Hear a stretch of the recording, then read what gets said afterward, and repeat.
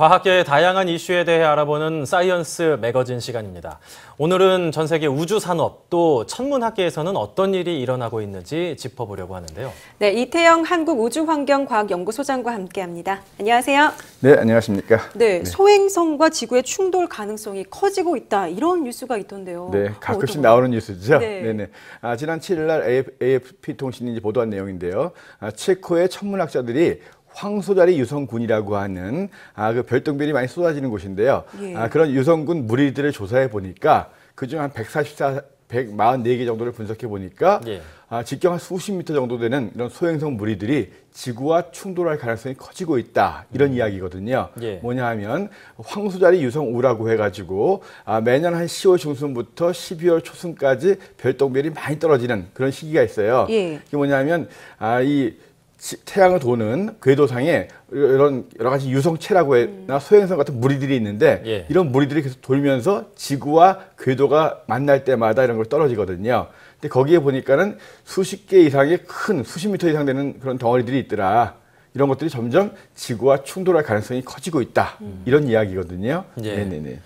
수십 미터 정도 크기라면은 지구 대기권에 돌입하면서 다 타서 없어질 것 같은 근데 조금 생각도 이제 결국 깊숙이 들어올 수 있고 예. 남는 부분이 있다 이거죠. 그러니까 보통 이제 이 과학자들이 이야기하기에는 100m가 넘는 것도 한 2개 정도 있는데 예. 수십 미터급 정도는 타가지고 이제 예전에 그러니까 러시아의 체라비스크에 떨어졌던 그 큰 충돌을 폭발한 적이 예. 있죠. 그 정도가 한 수십 미터급 되거든요. 그래서 기본적으로 성분에 따라서는 땅에 닿을 수도 있다. 네. 예, 그런 부분이거든요. 유성군이라고 말씀을 하셨잖아요. 네네. 이게 가끔 이제 혜성이랑 좀 헷갈리는 부분이 있는데 차이가 어떤 것들이 예, 있을까요? 이제 정리 좀 해야 돼요. 예. 이제 기본적으로 혜성, 유성, 유성군, 유성우 이런 말이 나오는데요. 제일 먼저 이제 기준이 되는 건 혜성입니다. 혜성이 태양을 도는 지저분한 얼음 덩어리. 들어보신 적 있죠? 예. 이런 지저분한 얼음 덩어리가 태양에 가까워지면 온도가 올라가니까 녹겠죠. 네. 녹으면서 이제 가스나 여러 가지 수증기 같은 것들이 이제 뿜어져 나옵니다. 그러면서 이제 여러 가지 물질들이 뒤에 꼬리처럼 생기는 거죠. 예. 근데 이제 혜성의 핵 같은 게 약하기 때문에 그 중에는 큰 덩어리들이 부서져 나올 수도 있고요. 이렇게 혜성이 도는 궤도상에는 혜성에서 떨어져 나온 부스러기들이 많이 있게 돼요.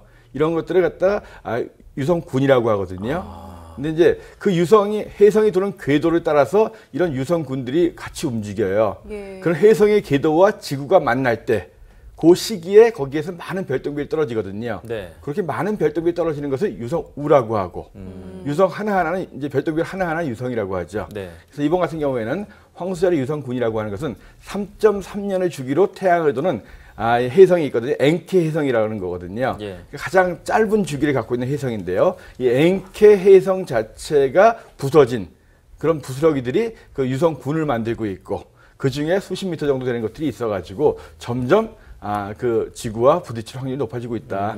평소에는 자그마한 별똥별들 멋진 쇼가 이루어지겠지만 네. 이렇게 큰 덩어리와 부딪히게 된다면 이건 좀 쇼가 아니라 위험할 수도 있다. 네. 이런 이야기들입니다.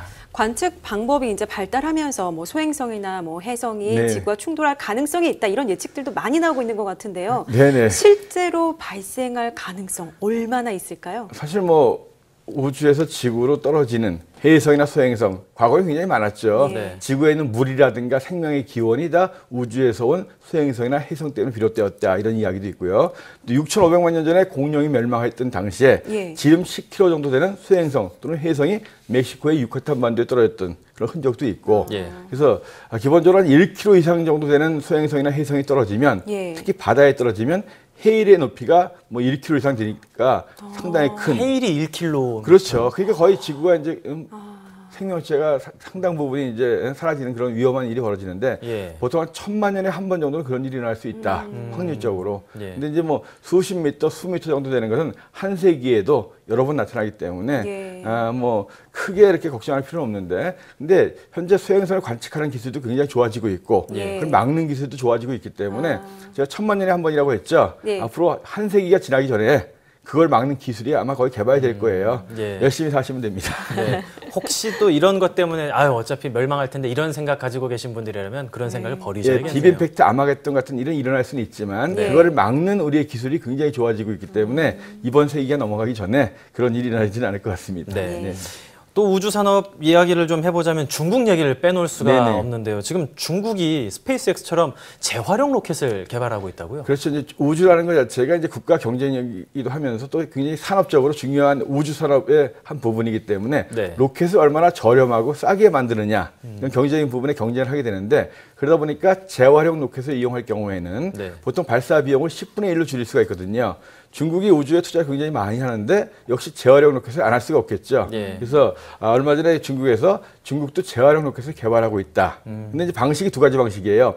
미국의 스페이스 X 같은 경우에는 일단 엔진을 갖다가 분리된 후에 역추진 엔진을 써가지고 원하는 곳에 착륙시키는 거거든요. 예. 그러니까 상당히 기술적으로 정밀도가 필요하죠. 근데 이제 그렇게 하는 것이 더 경제적이냐?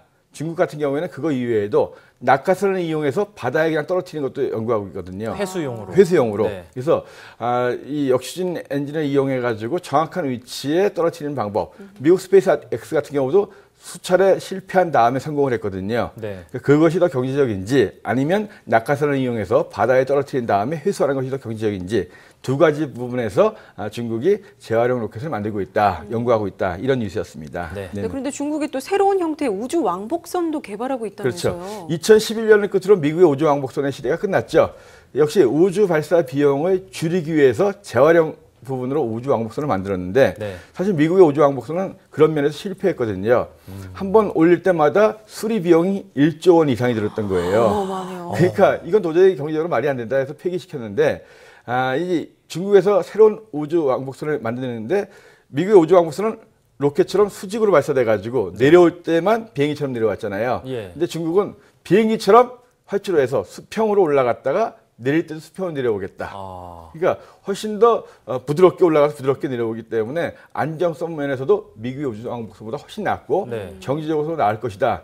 거의 이제 그 지상 테스트는 거의 끝났고 조만간 하늘로 쏘는 그런 실험을 할 것이다 이렇게 발표를 했거든요. 네. 그래서 우리가 영화에서는 뭐 비행기처럼 우주로 날아갔다 내려오는 우주선들 많이 보죠. 예. 근데 아직 지상에서는 그러니까 지구에서는 불가능했는데 중국이 최초로 이 지상에서 비행기처럼 날아올랐다가 비행기처럼 내리는 이런 우주 왕복선, 우주선을 만들고 있다. 네. 지상 실험은 거의 끝났다. 이런 뉴스였습니다. 예. 우주선이 조금은 더 비행기처럼 가깝게 느껴지는 그런 느낌도 있네요. 그렇죠. 이제 그러면 이제 겁이 좀 덜 나겠죠. 네. 거꾸로 서가지고 수직으로 서가지고 엄청난 그런 중압감을 느끼게 되는데 네. 수평으로 움직인다면 좀 나아질 것 같습니다. 네. 스페이스X는 또 한 단계 더 나아가서 역대 최대 크기의 우주선을 발사를 한다고요. 네, 기존에 이제 스페이스X 앨런 머스크가 CEO로 있죠. 예. 팔컨 9이라고 하는 이제 로켓을 이용했는데 이 로켓이 보통 한 20톤 정도의 물체를 우주에 쏘아 올리는 거예요.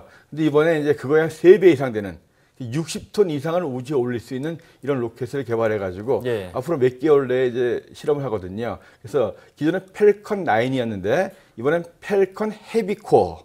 헤비코어. 무거운 헤비코어, 헤비코어라고 하는 걸 이제 해가지고 이 자체의 무게만 하더라도 거의 1,300톤이 넘습니다. 오.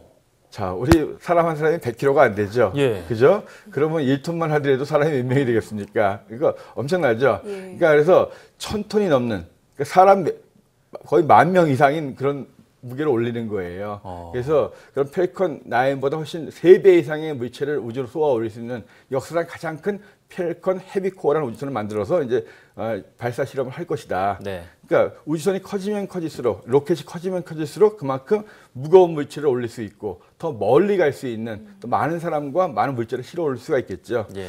자, 우리가 개발하고 있는 한국형 발사체 사실 1톤에서 3톤 정도 올리는 거거든요.